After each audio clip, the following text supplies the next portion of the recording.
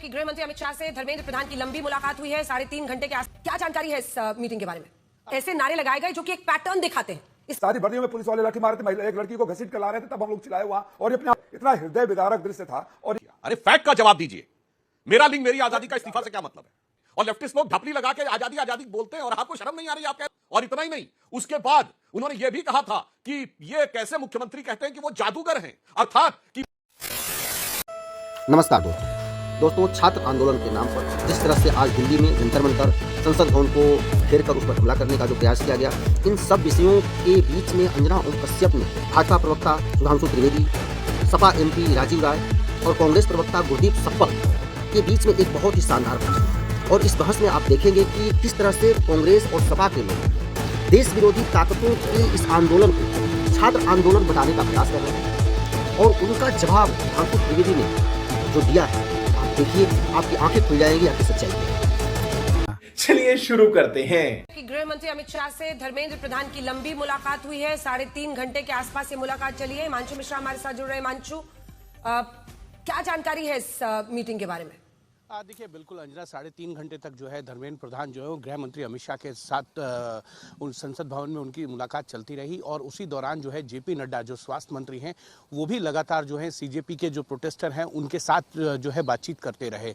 और फिर उनकी आखिरकार मुलाकात हुई जिसमें सीजेपी के दोनों जो प्रतिनिधि आए थे, सौरभ और आदित्य, दोनों ने ही जो है वो अपना ज्ञापन भी दिया। सौरभ दास और आशुतोष रांका दोनों ने अपनी जो बात को रखा और उसके बाद ज्ञापन दिया और अपनी तीनों मांगों को रखा। उसके बाद बातचीत का क्रम आगे बढ़ा है। और लेकिन जेपी नड्डा ने यह भी अपील की कि आप वापस जब जाएं तो ये अपील करें कि अब जो धरना प्रदर्शन है उसको खत्म किया जाए और प्रशासन के साथ जो है शांति बनाए रखने में सहयोग करें। अब सरकार इन तीनों मांगों पर जो है वो क्या सोच रही है, नहीं सोच रही है, अभी तक इसको लेकर कोई भी चीज़ जो है वो सरकार की तरफ से नहीं आई है। लेकिन इतना जरूर है, धर्मेंद्र प्रधान का इस्तीफा जो है वो नहीं हो सकता।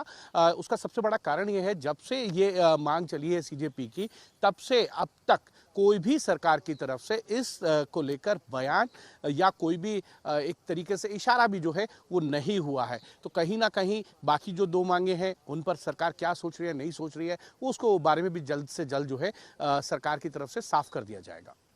चलिए ठीक है, आपसे और जानकारी लेंगे। धन्यवाद आपका इस जानकारी के लिए। करीब 3.5 घंटे ये मुलाकात चली है। राजीव भाई जी, आपके पास एक बार आ रही हूं, और आपकी पार्टी ने भी, और डिंपल यादव जी तो वहां पर पहुंची भी थी। आज बड़ा सवाल ये है कि इस पूरी व्यवस्था को ठीक करना है। ऐसे में ऐसा जो उनका कहना है, सुधांशु जी का, भारतीय जनता पार्टी का, कि ऐसे नारे लगाए गए जो कि एक पैटर्न दिखाते हैं। इस पर हमेशा सरकार को घेरने का हर सत्र के पहले, इस पर आपका जवाब? सुधांशु जी पता नहीं किस दुनिया में रहते हैं और कहां से लोगों को प्लांट करके नारे लगवाते हैं। अंजना जी, मैं इतने दिनों तक अपने क्षेत्र में था और कल शाम को ही आया, और यकीन मानिए मैं जहां भी जाता था अपने क्षेत्र में, भैया आप यहाँ क्या कर रहे हैं, देखिए वह पेपर लीक हो रहा है, हमारे इतने पेपर लीक हो गए, आप लोग समर्थन क्यों नहीं कर रहे हैं, अखिलेश जी जाएंगे क्यों नहीं। और मैं मजबूर हो गया कि कल शाम को जब एयरपोर्ट से उतरा तो सीधे वहां गया। ये लोगों के देश की भावनाएं हैं।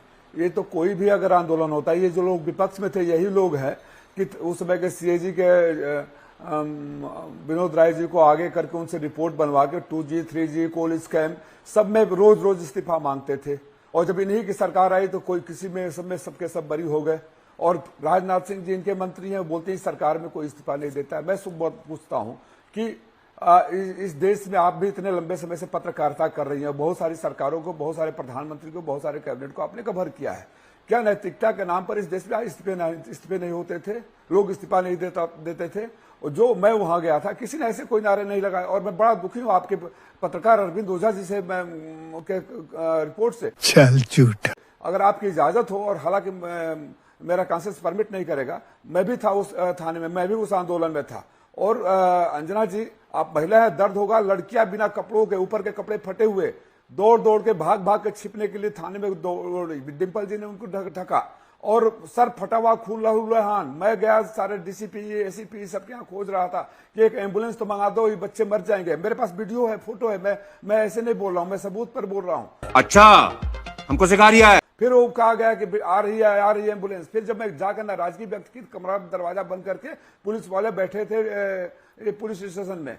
जब मैं गुस्सा किया तो बोले 4 बाहर एम्बुलेंस खड़ी है। मैं बाहर एम्बुलेंस में जाता हूँ, आईपीएस रैंक ऑफिसर को खोजता हूं, उनको बोलता हूं अच्छा मैं पता कर रहा हूं, हम तो बाहर से हैं। मैं जाकर उस वीडियो को, वो जो एक एम्बुलेंस खड़ी थी उसका वीडियो भी बना कर ले आया हूं, जिसमें न तो कोई ड्राइवर था, न तो कोई मेडिसिन थी, न कोई फार्मासिस्ट था, नर्स था, एक बच्चा बैठकर करा रहा था। अभी कहिए अगर आपके पास टाइम है तो मैं प्ले कर दूंगा। और मेरे ऊपर भी लाठी चली। और ये बताइए, ये कानून व्यवस्था बनाना काम है, लेकिन कानून में कहां रखा है बिना नेम प्लेट के पुलिस वाले रहेंगे, शादी वर्दिया में पुलिस वाले रहेंगे। शादी वर्दियों में पुलिस वाले लाठी मार रहे थे, महिला एक लड़की को घसीट कर ला रहे थे, तब हम लोग चिल्लाए वहां। और ये अपनी आंखों देखा। मैं किसी प्रोपेगेंडा में नहीं जा रहा हूं, मैं किसी पार्टी किसी उसका नहीं कर रहा हूं। और मांग क्या, मैं तो चूंकि उस कमेटी में भी हूं, शिक्षा की कमेटी में, स्टैंडिंग कमेटी में हूं, लेकिन जो गाइडलाइन है उसके मुताबिक जब तक रिपोर्ट पेश नहीं की जा सकती, मैं यहां नहीं बोल सकता जो कारनामे वहां हुए हैं, और मैं चूंकि एजुकेशन से जुड़ा हूं तो मैं भी जानता हूं कि परीक्षा कैसी होती है। जो सुझाव देना था वहां सुझाव दे दिया, और अगर वो रिपोर्ट पेश हो गई होती तो पार्लियामेंट में आज इनको तार कर देता।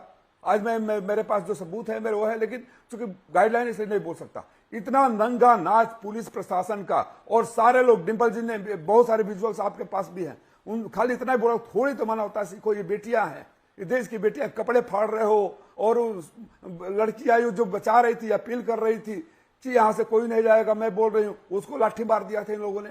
एक व्यक्ति जिसका लहूलुहान था, देखा नहीं जा रहा था, आके पुलिस वालों को पैर पकड़ रहा था कि आपके बच्चे फले फूले, आपके बच्चे आगे पढ़े। इतना हृदय विदारक दृश्य था। और ये बोलते हैं कि वो नारा दे दिए, किसान आंदोलन में खालिस्तानियों से जोड़ देंगे, कोई भी आंदोलन होगा इसमें विदेशी फंडिंग लगा देंगे, इन्हीं का सब प्लांट किया हुआ है, यही अपने लोगों को भेजते हैं, उन्हीं से नारे दिलवाते हैं। तो साबित भी हो चुका है ना, ये तो एक बार नहीं कई बार साबित हो चुका है। एक बार जवाब लेंगे सिंपल सी बात है, परीक्षा प्रणाली में सुधार। ये धर्मेंद्र प्रधान इस्तीफा क्यों नहीं दे सकते? इससे पहले भारतीय जनता पार्टी ने इस्तीफे नहीं मांगे हैं विपक्ष में रहते हुए, और सरकार के मंत्रियों ने इस्तीफे दिए हैं कि नहीं दिए हैं? अटल बिहारी वाजपेयी जी के मंत्रालय में, मंत्रिमंडल में इस्तीफे हुए हैं कि नहीं हुए?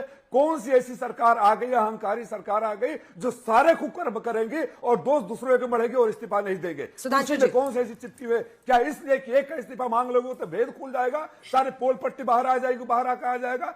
आप बेशर्मी की पराकाष्ठा पार किए सिद्धांशु जी। आपके घर में भी बेटे बेटियां होंगे, और जाएंगे घर में तो आवाज आपसे भी पूछेगा अगर बाहर हो। हमारे साथ 3 बच्चियां आई है पार्लियामेंट तक, हमने रिसेप्शन पे बैठाकर उनको गाड़ी से भिजवाया, जो ये कह रहे थे कि हमारे पिताजी बीजेपी के नेता हैं, हम बता कर नहीं आए। सुधांशु जी जवाब दे लें इसका। सुधांशु जी जवाब दीजिए। लोग तेरे को बताते तेरी माँ की।